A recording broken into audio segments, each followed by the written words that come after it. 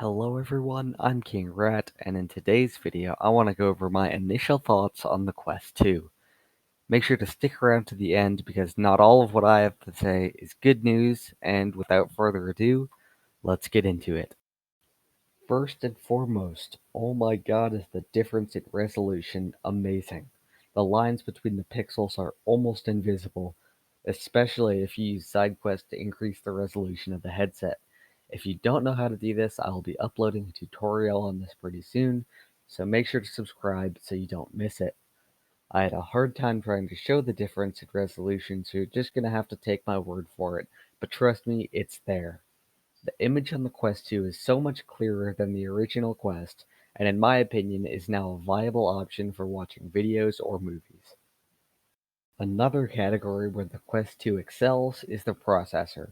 With the Snapdragon XR2, the boot times and loading times are both considerably lower. You won't be waiting for 5 minutes for the headset to power on like with the original Quest, and loading times for games are also lower.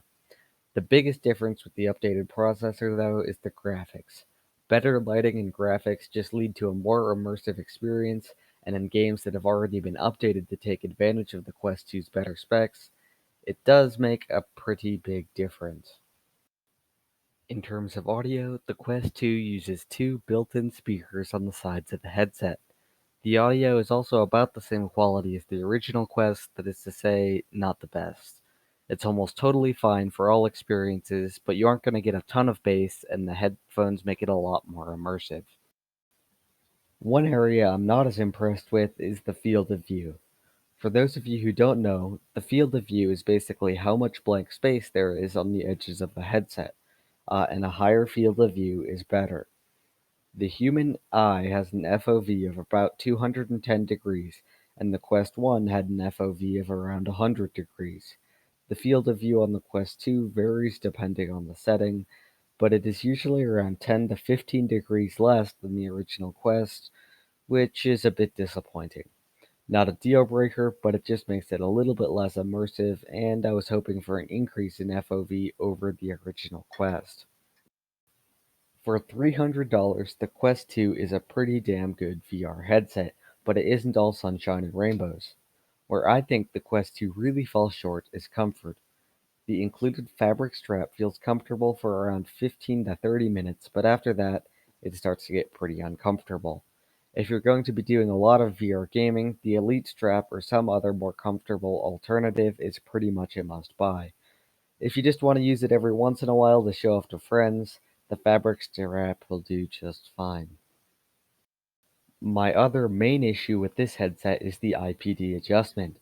IPD stands for interpupillary distance, and without getting the proper IPD settings, the image on the screen can look fuzzy and out of focus. With only 3 settings, not everyone will be able to get a perfectly clear image.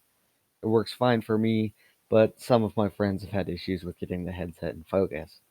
Again, if you aren't planning on using VR a ton, it's not a big issue, but after hours in VR, it can get a bit annoying. And now, my conclusion. For $300, you get a pretty great headset. I know I mentioned a lot of negatives, but honestly, the Quest 2 is fantastic for just $300. If you've been wanting to get into VR, now is a great time, and the Quest 2 is definitely for you. I don't think this is the headset where VR really takes off and becomes a social norm, but I do think this is the new standard for virtual reality. Thank you all so much for watching. Please leave a like if you enjoyed, a dislike if you didn't, and if you want to join the Rat Gang and subscribe, I really do appreciate it.